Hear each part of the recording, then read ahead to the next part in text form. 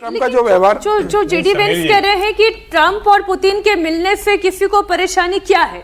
नहीं, कोई परेशानी नहीं। अलास्का में बैठने के बाद भी आप कोई रास्ता निकाल नहीं पाए ना। ट्रम्प साहब से नाराज नहीं होना चाहिए। ट्रम्प साहब से आप नाराज इसलिए होते हैं क्योंकि आप ये नहीं समझते कि ट्रम्प साहब को एज ऑफ नाउ समझना चाहिए।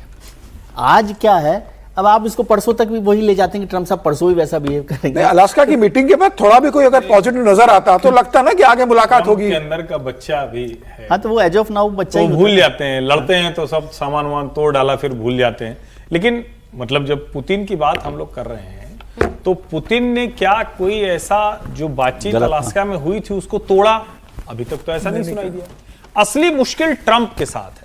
आपके पास बार्गेन टेबल पर कुछ बात करने के लिए है क्या? नहीं है। आप अगर सिर्फ हर वक्त दिखावा करने चाहते हैं, आप यूरोपीय यूनियन के नेताओं को बुलाते हैं, अचानक ओवल ऑफिस में फोन लगा देते हैं, मैं पुतिन को फोन करता हूं अभी।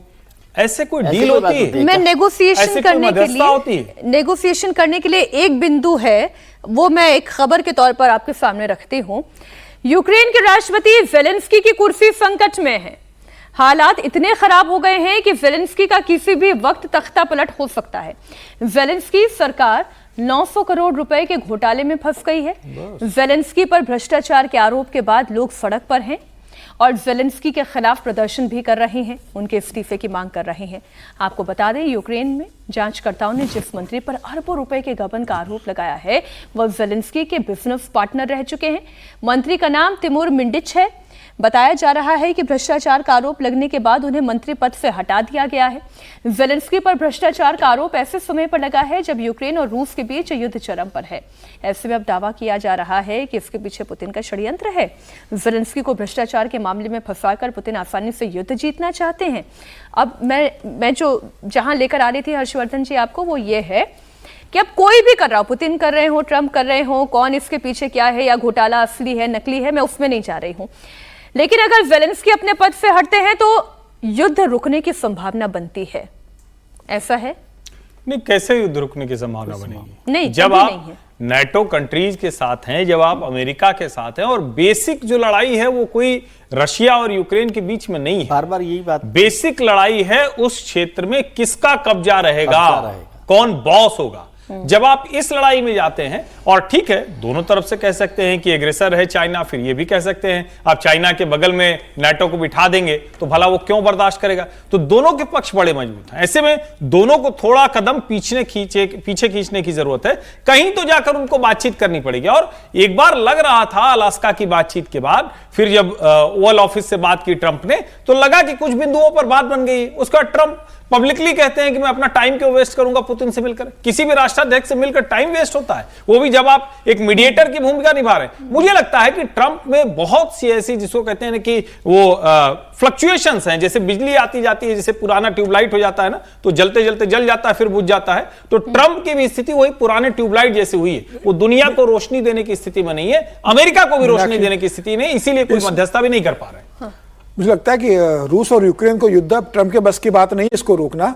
प्रधानमंत्री नरेंद्र मोदी इस युद्ध को रुकवा सकते हैं। जिस तरीके से पुतिन का प्रधानमंत्री के ऊपर भरोसा है, जेलेंस्की का जिस तरीके से प्रधानमंत्री नरेंद्र मोदी के ऊपर भरोसा है, और 5 तारीख को तो पुतिन आ ही रहे हैं, 5 दिसंबर को बिल्कुल नहीं, लेकिन ट्रंप नहीं होने दे रहे हैं। हाँ, ये सच है कि अगर नरेंद्र मोदी इसकी मध्यस्थता करें और अमेरिका इसमें, जिसको कहते हैं भेड़ चाल अपनी न चले, तो ये समझौता नरेंद्र मोदी ही करा सकते हैं, कोई और नेता कराने की स्थिति में नहीं है। देखिए, मुझे लगता है स्थितियां इतनी सामान्य नहीं है।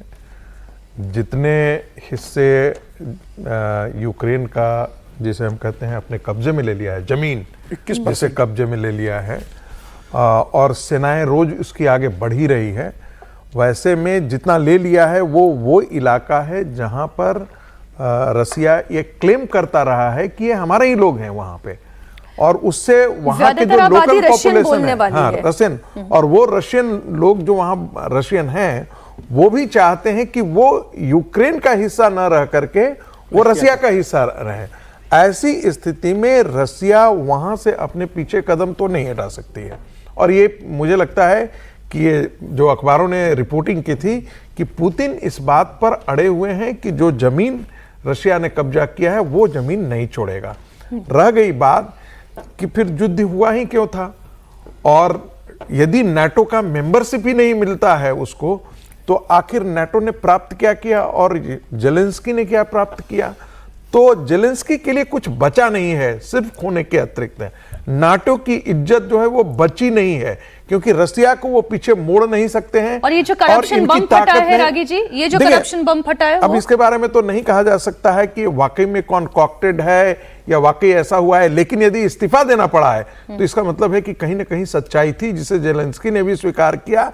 इसके छींटे जेलेंस्की तक कितने पड़ने हैं और जेलेंस्की को इसके एवज में क्या भुगतान? यदि एक शर्त थी, ये भी थी कि युद्ध रुक सकता है यदि जेलेंस्की इस्तीफा दे दें। एक बात हाँ, यही मैं बता रहा हूं, जो शुरुआत में एकदम बातचीत हो रही थी, तो उसमें से एक शर्त जेलेंस्की के इस्तीफे की भी थी। क्या ये नाटो और अमेरिका एक, जिसे हम कहते हैं, फेस सेविंग रास्ता ढूंढ रहा है कि जेलेंस्की इसके उतर जाएं? जेलेंस्की इस्तीफा पद कभी से नहीं देंगे। इस्तीफा नहीं।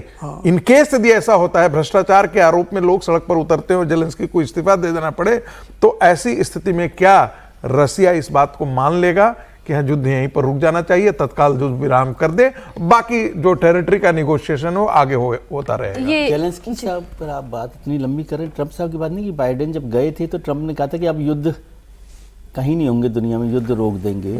तो और ये युद्ध को हम, है ना,